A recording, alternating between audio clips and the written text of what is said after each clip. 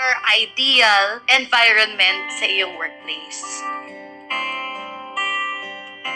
Yun. So, I can say, unang-una, thank you so much, Elites Empire. I'm so blessed to have each and every one of you na talagang, even the Dream Squad, grabe yung pag-shape sa buong community that is really a practitioner in life. So, what's a practitioner in life? What are the best practices that we have? Unang-una, we do believe as a community, everyone should contribute. Napanood ko to sa Avatar. Yung last na Avatar na movie, sabi niya, di ba dumating si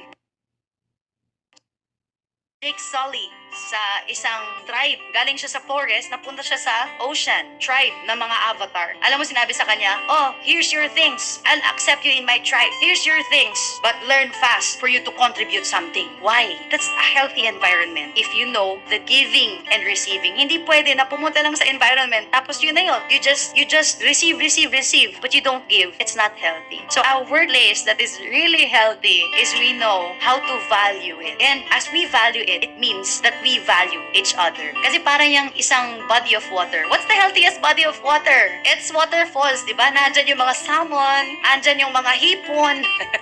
Iba naman yung hipon sa Pilipinas, di ba?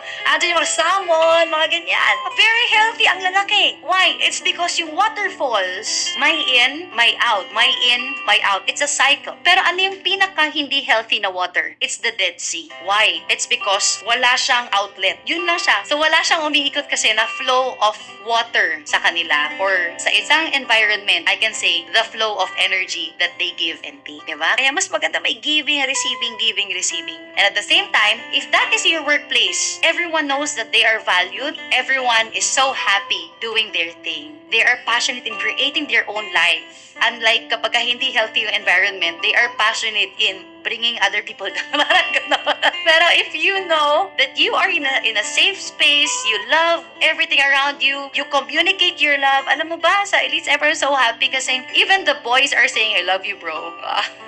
Even everyone, you receive like, I love you. They hug each other. They communicate very well. If something is not okay, you communicate. For me, that's a healthy workplace. Hindi pwedeng magkikim-kim ka eh. Tapos bahala na siya lang. Tapos pag may ginawa yung isang tao, nakininkiman mo. Pag dumating ang point na may ginawa siyang something na hindi naman grabe, very, very light, grabe yung reaction mo na, tapos sasabihin mo yung isang tao na yun, bakit? Wala naman yung ginawa ko, grabe reaction niya. Parang pang 100, 10 lang yung ginawa ko. Bakit? It's kasi para siyang nakimkim na.